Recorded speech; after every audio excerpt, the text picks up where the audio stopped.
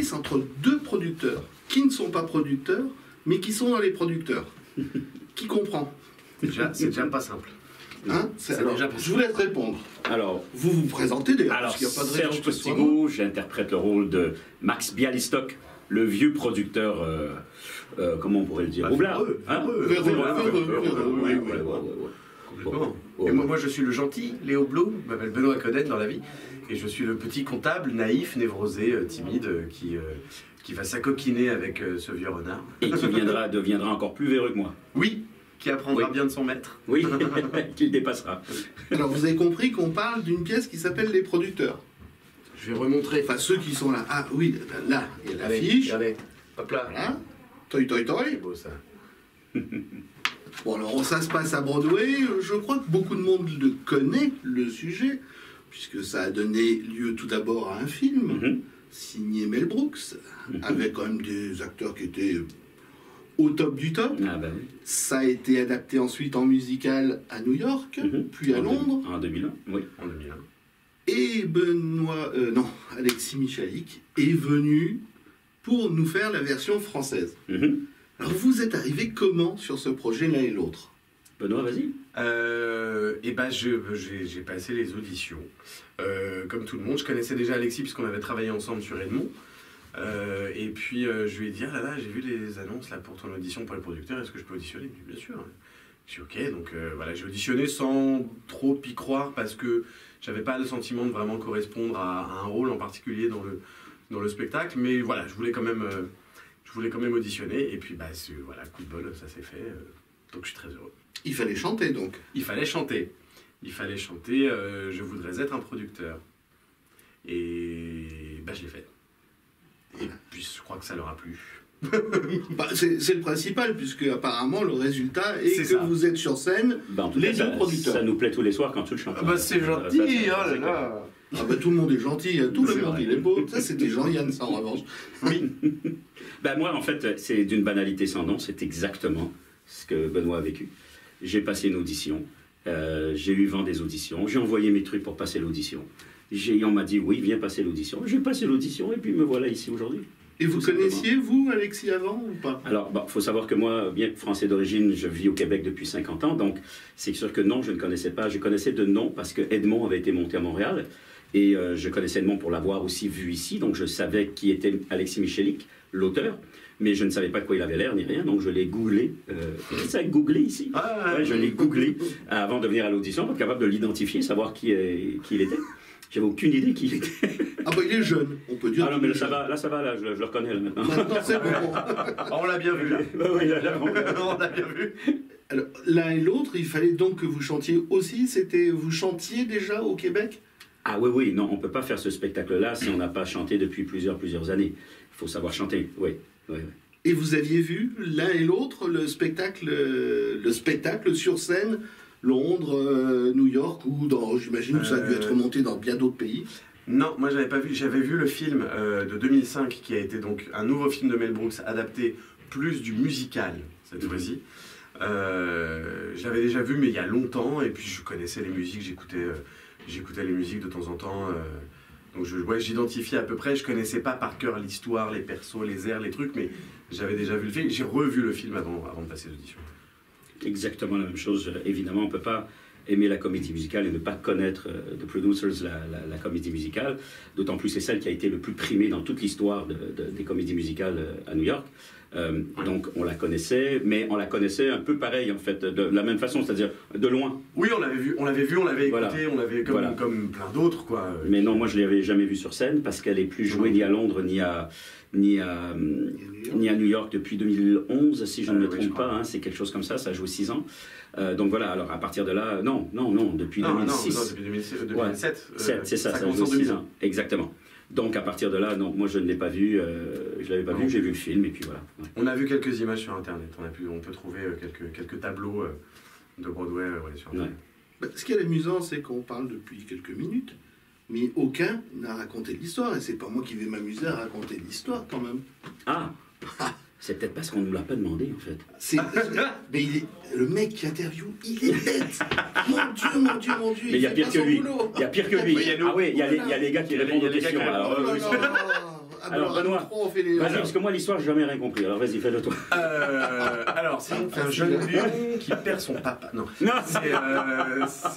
Donc, c'est Max Bialystock qui est un immense producteur dans le temps, mais qui, du coup, aujourd'hui, ne fait plus que des succès, que des flops. Que des flops, oui. Que des flops, que les critiques assassinent, qui est totalement déprimé, qui reçoit la visite chez lui d'un comptable qui vient vérifier ses comptes. Et ce comptable va malgré lui souffler une idée comme quoi, en faisant une petite entourloupe financière, si on fait un spectacle qui ne marche tellement pas qu'on est obligé d'arrêter le soir de la première, et bien finalement on peut partir avec les sous qui auront servi à produire ce spectacle et s'enfuir à Rio.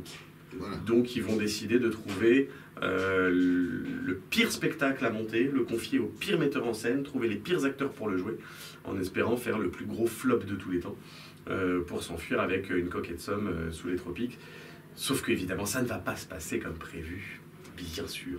Alors, la façon dont vous avez trouvé l'argent est un peu particulière, on va dire. Pourquoi? Ah bon? Oh non, Oh non. on fait plaisir aux gens. En fait, ouais. Max Bialystock se spécialise dans le gigolo octogénaire.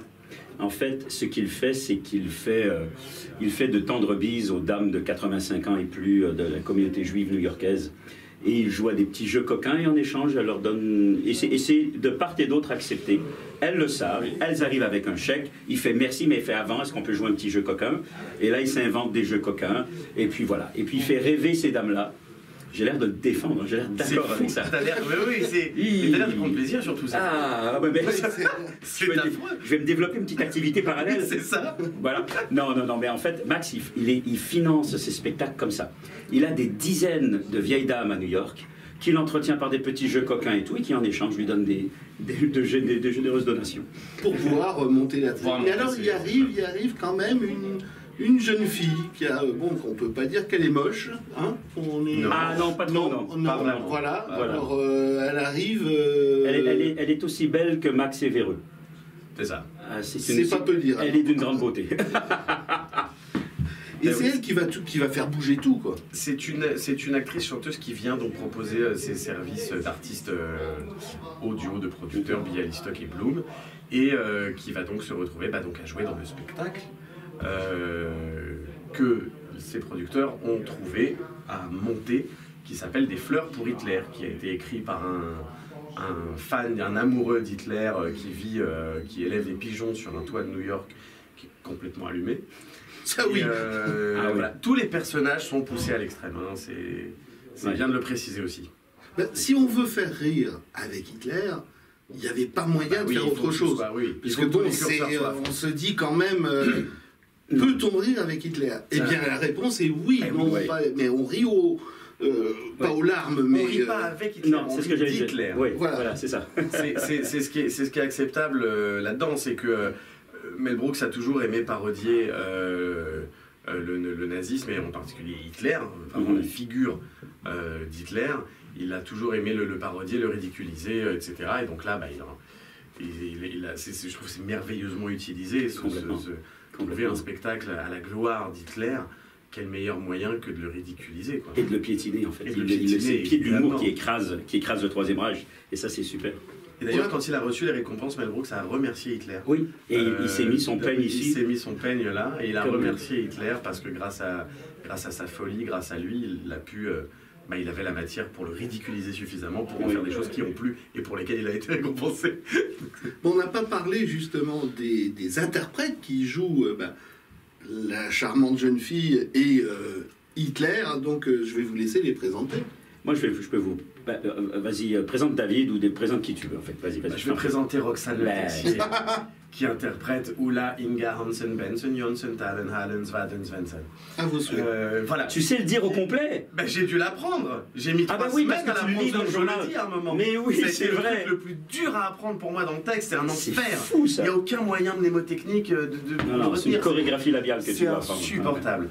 Donc je ne le répéterai pas. Et donc, elle est interprétée par Roxane Le Texier, qui est une artiste formidable, qui est comédienne, chanteuse, danseuse, qu'on a pu voir dans 1789, Les Amants de la Bastille, dans Les Sœurs Tatin, plus récemment, et voilà. Titanic. Dans Titanic, exactement, aussi, avec la compagnie des Moutons Noirs. Et donc voilà, elle s'en donne à cœur joie avec nous tous, tous les soirs. Et Roger Debris, qui est le personnage, qui est le metteur en scène nullissime, comme je le décris dans le... qu'on va voir en fait pour monter le spectacle, est joué par David Eguren. David, c'est une machine de musical. Ce gars-là, il a fait Le Roi Lion, il les a tous fait. Je pense qu'il a fait aussi La Belle et la Bête. Il a mis en scène énormément aussi. Oui. Il a mis en scène Bodyguard, il a mis en scène Dirty Dancing. Exactement. Et donc c'est un pur produit de la comédie musicale. Et il fait un Roger Debris magnifique, parce que Roger Debris vit dans une communauté... Très gay. Oui, elle est très gay, mais Oui. au-delà de gay. Au-delà, oui. Au-delà de gay. On est vraiment dans... Masculin-féminin. Oui, voilà. On est dans le mélange des genres. Et il arrive quand même, parce que Roger, lui, ne doit pas... Il doit à la fois... Il rentre en scène, il est en robe. Mais à la fois, il a quelque chose de très masculin dans sa façon de... Cette espèce de mélange sucré-salé est superbe. Il le fait merveilleusement bien. Il est en robe talon, ouais. Oui, il est en robe talon. Tu sais que ces talons, je les ai vus pour la première fois dimanche. C'est vrai? Oui, tu sais qu'il fait... Dites-moi, qu'est-ce que vous en pensez? Tu es une magnifique statue. C'est vrai qu'il joue pas du tout... Il joue pas l'homme en talon. Non. Il joue... Voilà, il sera en costard, il jouerait de la même façon. Oui, c'est ça. Et ça, c'est super. Ouais. Ouais. Il se féminise absolument pas, et c'est Non. ça qui fait que le décalage entre Andy entre voilà, donc Andy Koch qui joue son secrétaire très particulier. Je dirais même particulière. Carmen Guilla, son secrétaire particulière, Carmen Guilla, qui lui est habillé en pantalon, col roulé, assez classique, mais qui lui est totalement féminisé. On dit à une gestuelle de chat, il est formidable aussi. Il a un univers complètement déjanté. Ouais. Mais tout l'entourage, en fait, sans vous couper. Tout le monde est fou. Tout le monde est... Oui. Tout le monde est bien attaqué. Ouais. Voilà, là-bas. Oui, tout à fait, exactement. Tout le monde est bien attaqué, exactement. ouais. Les réactions du public. Là, c'est à vous de nous dire comment vous réagissez aux réactions du public. Bah, on les guette, on les espère, on les attend, on les savoure, Ouais, c'est formidable d'entendre une salle éclater de rire, souvent jusqu'aux applaudissements dès que Hitler apparaît, avec un petit brassard croix gammée à paillettes. Qui le crut, hein? Ben oui. Qui le crut? La première fois qu'Hitler apparaît sur scène, les gens rient et applaudissent. Ouais. On a été préparé quand même, parce que quand on le voit la première fois... Oui, on fait la première partie. David, balcon, Benoît et moi, voilà. on fait sa première partie, toi et moi. C'est-à-dire que voilà, le code passe, et c'est accepté qu'on va rire de ça. Oui. On va rire... Mais pas que d'eux, on va rire. On va rire d'Hitler, du Troisième Reich, Ah oui, on va de la rire de communauté tout. gay, de la communauté juive, des producteurs en général. Moi, à la première, nos producteurs étaient dans la salle et je dis... Je suis un menteur, un escroc, un traître abject et sournois, mais j'avais pas le choix, je suis producteur. Voilà, et là, tous les producteurs étaient assis. C'est comme ça. Et ils étaient ravis. C'est vrai, bravo. Merci Laurent, merci Eric. Hein. Voilà. Je remercie ceux que je connais bien. Alors, et donc, tout le monde en prend pour son rhume.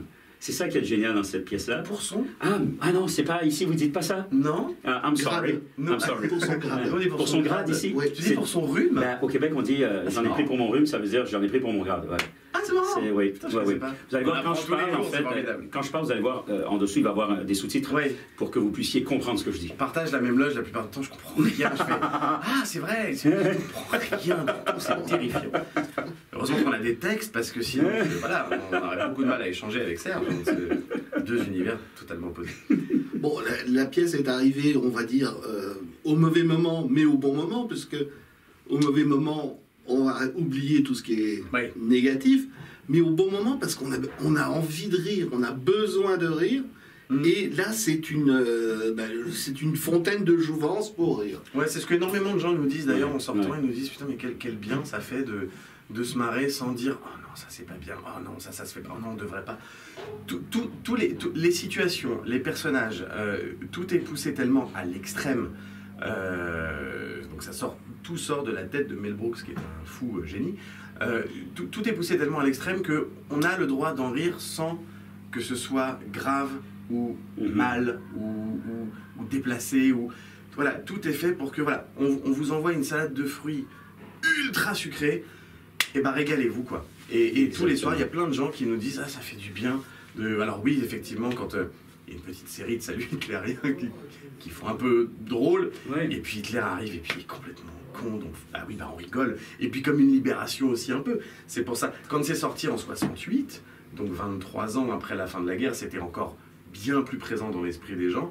Et ça a été mais une énorme bouteille d'oxygène pour tous ces gens qui, arrêtaient d'en souffrir. Non, c'est pas vrai, mais qui au moins avaient une raison de le tourner en dérision, de pouvoir en rire, de pouvoir s'en moquer et, comme tu disais, de le piétiner en disant, bon bah voilà, on l'écrase, c'est vraiment de la merde, et on en rit, et ça fait du bien.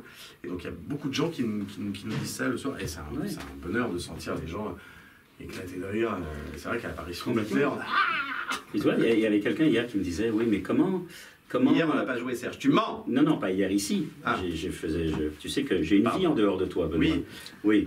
Morte, ennuyeuse au possible. Mais comment? Mais il y a quelqu'un donc qui me disait, mais comment assumez-vous le fait d'être politiquement si incorrect? Parce que la communauté gay est comme le dit si bien Benoît, c'est très sucré comme salade de fruits. Hein? Alors, la communauté gay est décrite vraiment comme des grandes folles, les producteurs comme des voleurs, les juifs comme des gens à l'argent, voilà, tous les Allemands sont nazis, les vieilles dames comme des vieilles libidineuses et tout ça. Tout le monde en prend pour son rhume. Et comment assumer ça? Moi, quoi donc? Pour son rhume, tout ça. J'ai encore dit pour son rhume? C'est normal, ça fait 50 ans. Pour son grade. C'est pas grave, on a dit que c'était 50 ans. Et encore, je peux vous le faire avec l'accent québécois, là, vous n'allez rien poigner pantoute, je vous le dis. Moi. Et donc, ce que j'ai répondu à la personne, c'est comment on fait pour assumer ça? 1000 personnes debout tous les soirs. Ouais, c'est vrai. 85 000 billets vendus.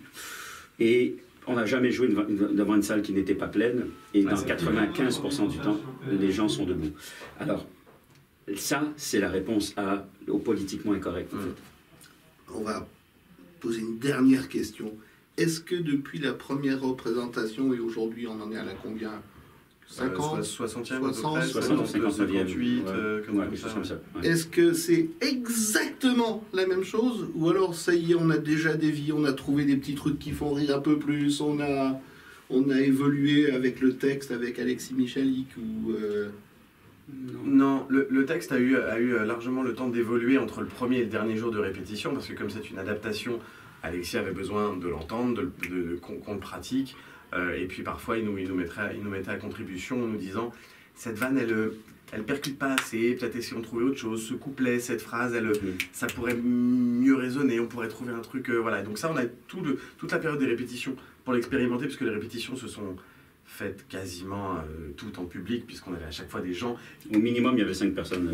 Qui en plus donc servaient un petit peu de public test. Et donc on voyait que quand on répétait les mêmes scènes devant plusieurs personnes différentes et que telle réplique qui était censée faire rire ne faisait toujours pas rire, on s'est dit ok, bon, il y a un problème sur cette vanne-là, on va faire autre chose, etc. Ensuite, une fois qu'on joue devant le public, notre jeu s'affine, ça se précise, on le dessine un petit peu comme des sculpteurs, on sent ce qui marche moins, etc.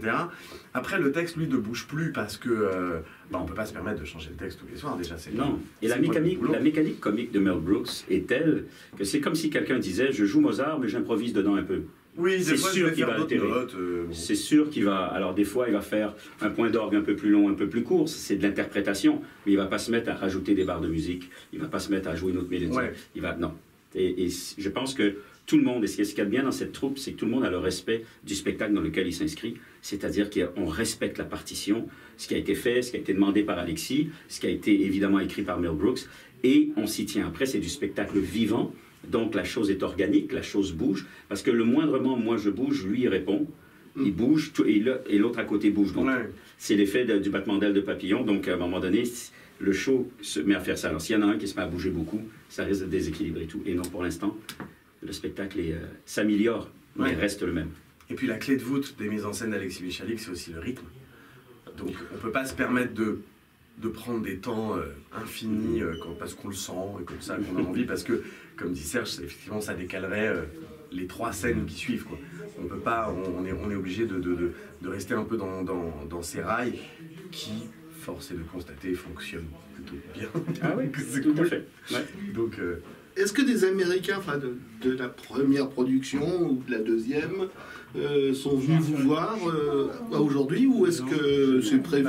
Non, alors en répétition, on a eu l'entourage de Mel Brooks, l'entourage juridique, artistique, un petit peu garant du respect. Ouais, qui gère les droits, en qui fait. sont venus, qui ont adoré ce qu'ils ont vu en répétition.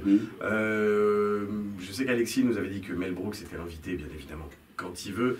Mais voilà, il vit très loin, c'est plus une toute jeune personne, donc c'est pas évident. Mais il vient quand il veut, et évidemment, on lui mettra un petit tarif réduit. Donc non, on a eu personne du...